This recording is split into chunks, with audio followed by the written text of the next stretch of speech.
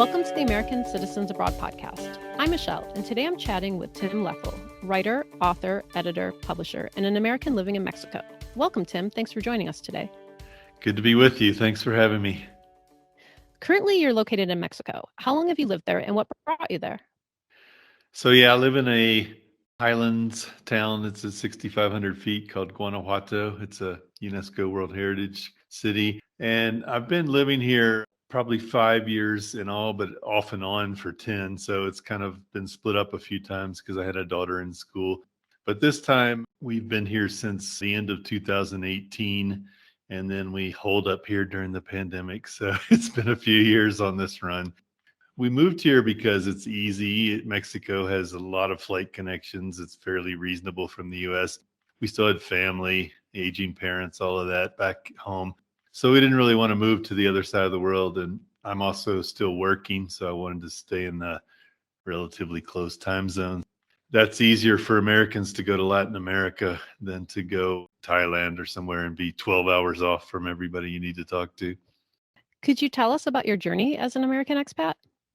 Well, I was traveling the world as a backpacker when I was young, and I taught English with my now wife. She was with me. We taught English in Turkey for about 5 or 6 months, and we taught in South Korea for more than a year. We were on a full-blown contract there. We had that experience not just of moving from place to place, but also actually living in a culture and getting to know people and getting to know how things work. And we really liked that experience, and we wanted to have that experience with our daughter. But we wanted to wait until she would at least get something out of it. So when she was 10, we moved abroad with her, and she did a year of elementary school in Mexico, and then later she did 2 years of middle school in Mexico. And then we went back to the US for her to finish high school. So it was kind of an organic process. I'm a travel writer. I work out of my laptop. I can work pretty much anywhere. My business didn't miss a beat when we moved, and so that part was easy. Obviously, there's lots of other adjustments. So we've gone back and forth. We sort of had a foot in both places for a lot of those years, but I consider Mexico my home base, and we own our house here. As you said, you're an avid writer, having written 3 travel books and another that was co-authored with Rob Sangster. Let's chat about your book, A Better Life for Half the Price. Where did you find the 50-plus expats who share their stories and tips? And do you think that you'll need to print a third post-pandemic edition to adapt for how the world has changed? This one came out at the end of 2020, so I actually wrote it during the pandemic. I did have a pretty good sense of where things were headed on that. And the big advantage of that was I was really able to get a hold of people quite easily because everyone was holed up at home and had plenty of time on their hands. I interviewed people from every country that's featured in the book and was able to track expats down pretty easily by Zoom or Skype or whatever. So that was kind of a blessing in disguise. I also had more time on my hands because the travel business was not doing so great for a while there. And so I was able to just knock out the chapters pretty quickly as opposed to normally when I would have my normal job going. And just a shout out to Rob Sangster. I don't talk to him very often anymore. We co-wrote a book together, but he's actually a pretty successful novelist in Canada. So if you ever see his name on Amazon, he writes some really good page turners. You're also president of Al Centro Media, a web publishing company, and founder of Perceptive Travel, which is an online travel magazine. Could you tell us more about these companies? And have you had to pivot or adapt to the new normal of the pandemic? So I started these different sites over different periods. The first one I started in 2003, so I'm one of the old guard. I was one of the first travel bloggers, and I'm one of the longest running ones at this point. That was when I started the Cheapest Destinations blog, and it was really just a way to publicize my book, The World's Cheapest Destinations, which was coming out in its first edition, and now it's in its fifth. So this is quite a while. Over the years, I started other sites. So I started Perceptive Travel in 2006, and it was sort of to give a home to narrative travel writing, which I could already see fading away because a lot of magazines were starting to go out of business even back in the 2000s. It's gotten worse over the years, of course. I wanted to give a home to good narrative travel writing, the kind of writing that ends up in books and anthologies and wins awards and all of that. And it's all from published book authors. I started a few more after that, one that I ended up selling that was about travel gear, one about travel in Latin America. I have a site called Hotel Scoop that's all hotel reviews. I've sort of diversified over time. It's all been travel related. I have one that's just for travel writers, just an insider website. Basically, I built up this portfolio in this media company, which has kind of helped me hedge my bets. I guess if one area turns down, then another one often makes up for it. But of course, this pandemic killed travel in general around the world for every kind of website for a while there, but it didn't last, thankfully. There were about 3 months there that were really hairy. Then domestic travel started coming back all over the world, and people still needed to research travel information on their own country. And slowly but surely, things started climbing back. I don't think most of us are back to where we were in 2019, but we're at least getting by, and the numbers are decent. So some people are actually getting more traffic than they ever did if they write about road trips or RV travel, or they have a local site about their own city. Those have tended to do quite well. I wrote a lot about international travel, which is obviously not where it used to be. Do you consider yourself a digital nomad? No, mostly because I've got this home base that I keep coming back to. And I'm probably going to fit that definition next year if I get to do all the things we've been planning the last few years that we've had to postpone. Because now I'm an empty nester. My daughter actually graduated college and is off on her own. So we are planning in 2023 now to go live for 3 months in a country and then move on to the next one and live for 3 months or whatever the visa will allow, sometimes less, sometimes more. We won't do that permanently on the road, but we'll probably go out and back a few times, maybe go to Europe for 6 months, then come home for a while, then go to Asia for 6 months. We'll see. I mean, we do go out a lot now on trips that are a month long because we can work from our laptops. And so we just spent a month in Mazatlan, for instance. We did a home exchange with someone. In that sense, I'm kind of nomadic. I don't live out of a backpack. I've done that before in my life, and it has its pros and cons.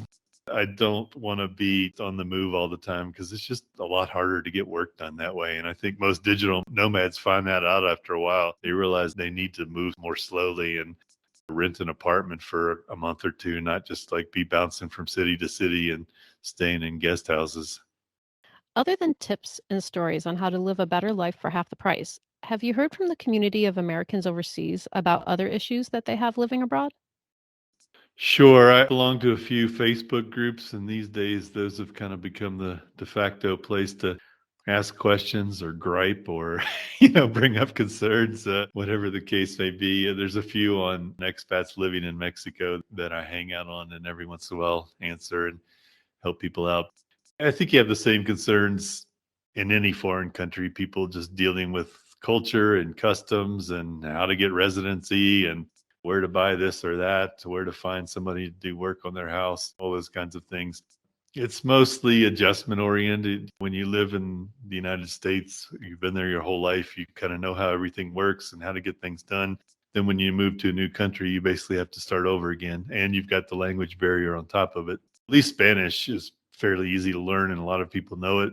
They at least have a basic understanding. It would be really tough, I think, if you move to like the Czech Republic or Bulgaria or Georgia or somewhere where it's acrylic alphabet and completely different language, no words in common.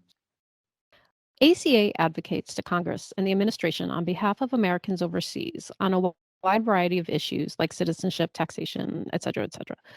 What are the issues for Americans living in Mexico, Central America, or South America with relation to U.S. policy and law? Are they different from the community at large? For example, one of the things I see older Americans living in Mexico complain about a lot is they can't use Medicare here. That's just not the way it's set up. You have to go back to the US. So a lot of times people are traveling back to the United States to get some kind of surgery done. And really, they're spending 3 or 4 times more. They're costing the US government 3 or 4 times more than if they got the work done in Mexico. And it would be of equal or better quality if they got it done in Mexico, but they're not able to do that. So that's something that I see come up a lot. I'm not old enough to tap into that system, so it hasn't been an issue for me. And frankly, if you pay out of pocket in Mexico, it's not going to cost you that much. I mean, you could go in with your credit card and be fine, probably for knee surgery, even. It is an issue.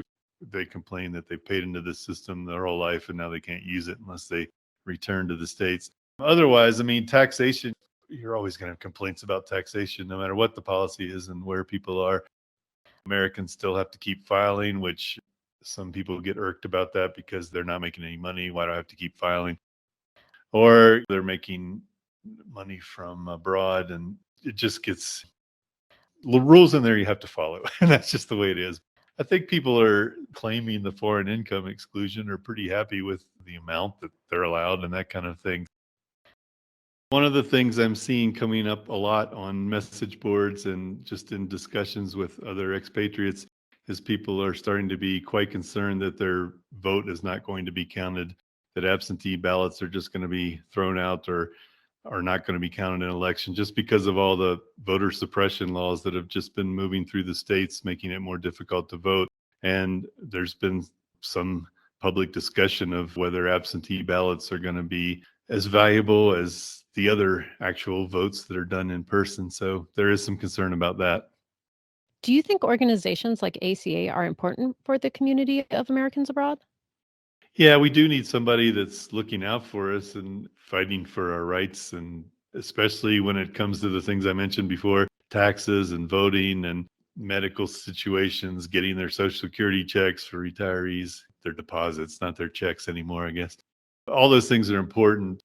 Yeah, if we don't have anybody looking out for those issues, then it's easy to take advantage of people living overseas because they don't have as much of an organized voice. It's good to have an organized voice of some kind that's advocating. Do you think the US can better engage with Americans overseas? Maybe. I mean, I've never heard from anyone, but I don't know if that's a bad thing. You tend to leave the US because there are things about it that you it's a greener pastures thing. You're leaving because you see greener pastures elsewhere. And that could be economic, it could be political, it could be business freedom, it could be a whole lot of reasons. I'd say a lot of people still have ties to the US because they have family there, but they don't consider it their home anymore. It's their place of birth. Some people maybe would want that engagement, some wouldn't. It just depends. I would say the majority of people here have disengaged from politics. That's part of the reason they left, so that they don't have to listen to all the bickering and the 24-hour news and the posturing. And I don't think there are a lot of people here that have CNN on all day or whatever news channel. There's a bit of disengagement there on purpose. So I guess it would depend on what that outreach or what that communication would be. What can you tell us about the community of Americans in Mexico, Central America, or South America? Do they tend to be retired, older, younger, entrepreneurial?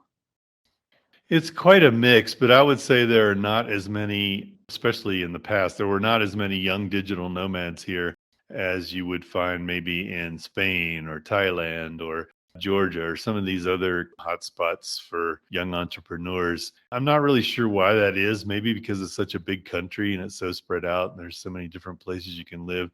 That started to change a bit during the pandemic because Mexico was one of the few countries these people could go when they got kicked out of where they were before. Like if they were in Vietnam or Thailand or Bali or whatever, they had to leave. And so a lot of them ended up in Mexico because you could basically come for 6 months on a tourist visa. They're starting to crack down on that a little bit now. That's always been the case where you could come for 6 months, you could leave, and then you could come right back.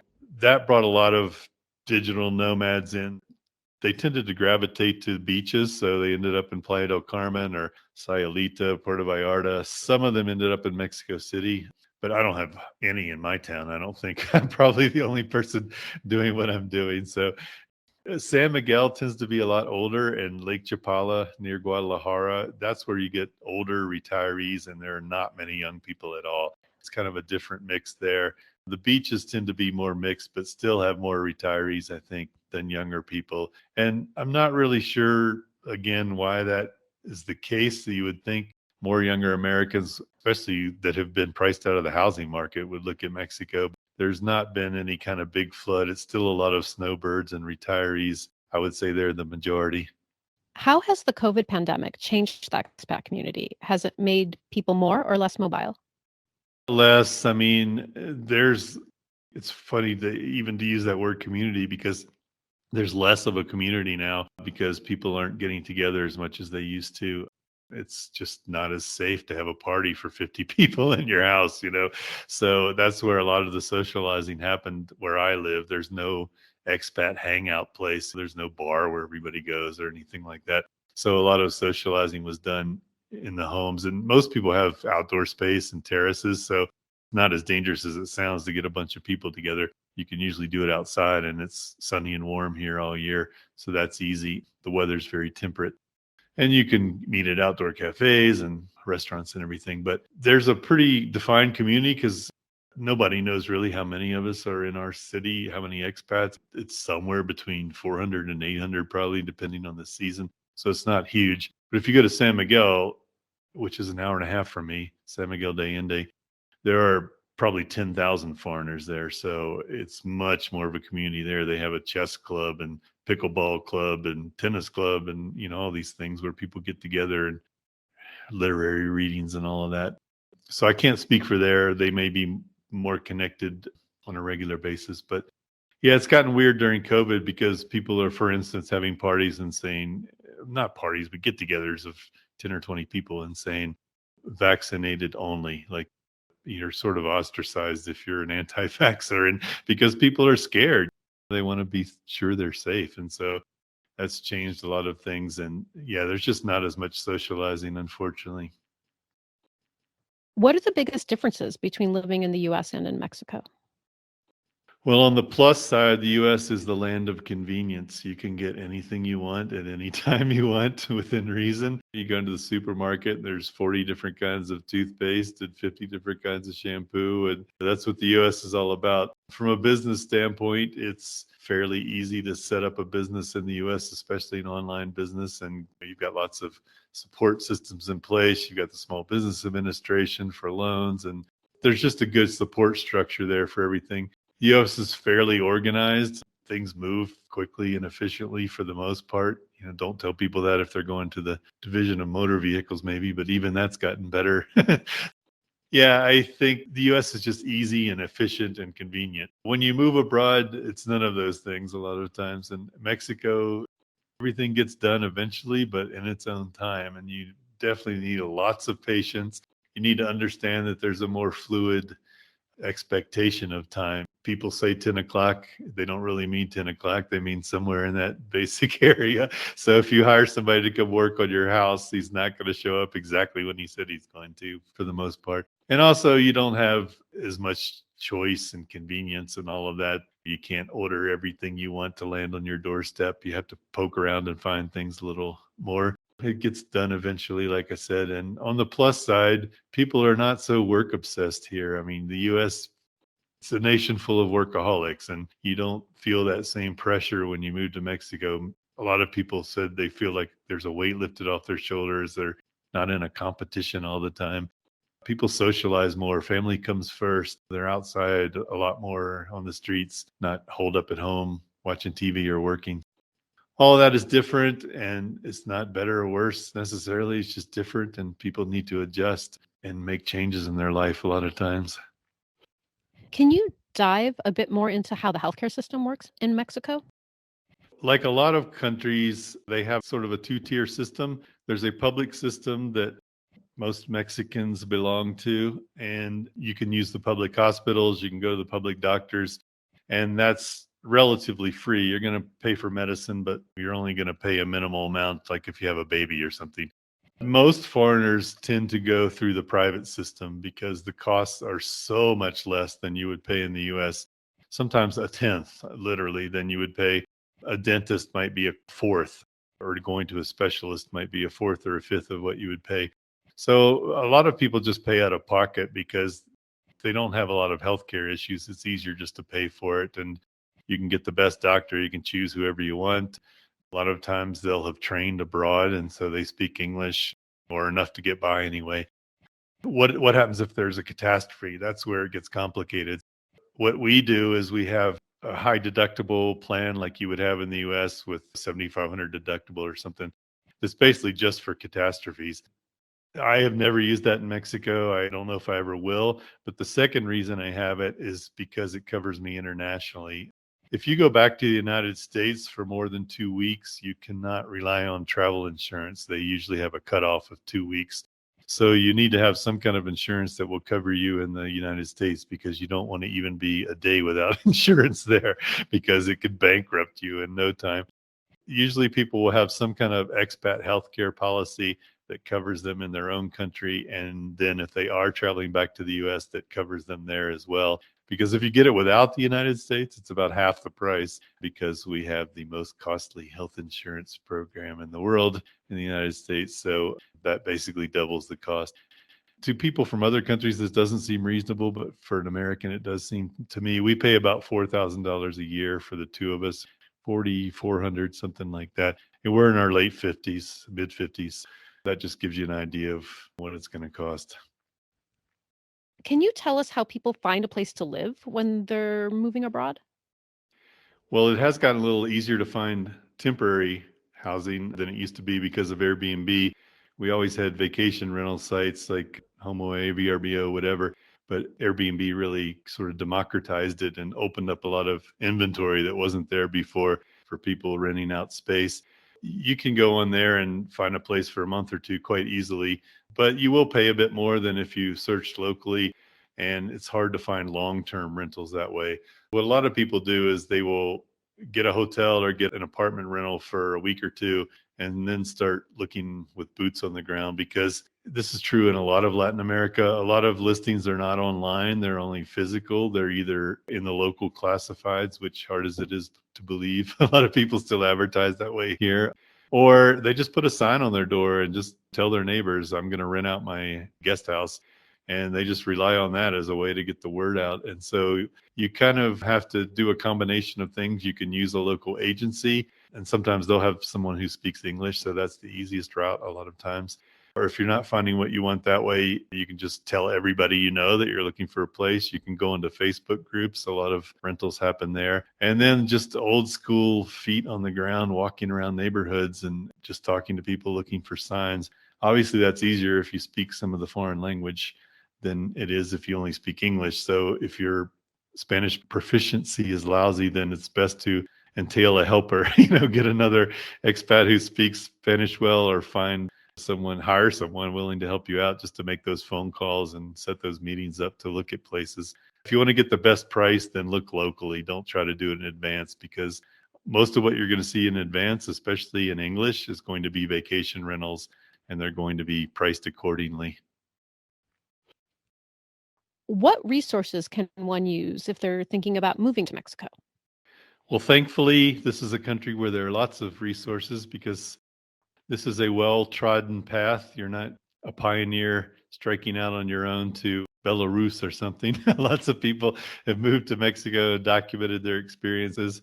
First of all, almost any city in Mexico you're moving to, there's probably going to be some kind of blog or resource site focused just on that city. There might even be a print publication like Yucatan Today for Merida.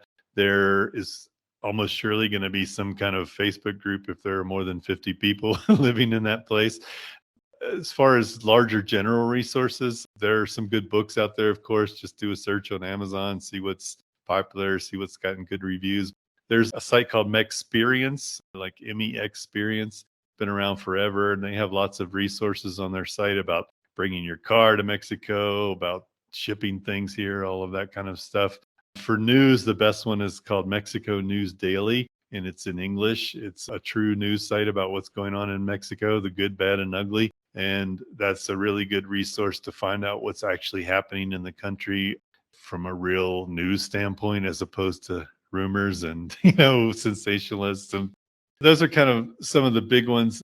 It's really kind of hard to generalize, because most of the resources are not for the whole country. They're for specific places. You can drill down to the local level, but also, when I was talking about Facebook, there's a group called Expats in Mexico. I think there's one called Living in Mexico, and those kind of cover the whole country. So you can do a search on those, and you can also look through the archives on those and get some good information, because on a regular basis, people have been asking about, where should I move if A, B, and C? I want this kind of weather, this kind of place. And it's good for narrowing down your search if you have no idea where you're going. I would also just advise on a side note, please don't move to Mexico without ever traveling to the country and spending some time here. It's really important to do a trial run and see what kind of place you like, because this is almost as diverse as the United States in terms of the geography and the culture and the number of choices for places you can move, the climate even. So do a little bit of travel around, go visit some friends if you've got some friends that already live here, and just check out the place and see what resonates with you, because living in San Miguel de Allende is nothing like living in Playa del Carmen, and that's nothing like living in Mexico City. Just like it would be tough to pick one place if you're a European coming to the United States, it's tough to pick a place if you're coming to Mexico. So just do it right and don't do it just on impulse, especially if you're going to buy something. Wait a while before you buy something. Any final thoughts you'd like to share? One quick topical note here. I mentioned before that Mexico is starting to crack down on those 180-day visas. It makes more sense now if you are going to move here to get residency. There's temporary residency and there's permanent residency, and the temporary leads to permanent, but sometimes you can jump straight to permanent. It's not as easy now to just depend on coming here for 6 months and then doing it all over again. If you're a snowbird, you can probably get away with it. If you move here permanently, it's getting more difficult. So if you are going to come long term, make sure you have your paperwork with you, where you're going to stay, and have your return ticket and that kind of thing. Thank you, Tim, for taking the time to join us today. Sure. Thanks for having me, and it was good talking with you. The American Citizens Abroad podcast is a monthly podcast that is published the second Tuesday of each month. It is edited and produced by me, Michelle, and is a product of American Citizens Abroad. You can find us on Twitter at ACA_podcast, on Facebook at American Citizens Abroad Podcast, or you can email us at podcast@americansabroad.org. Remember, give us a good rating on Apple Podcasts so other Americans living abroad can find us.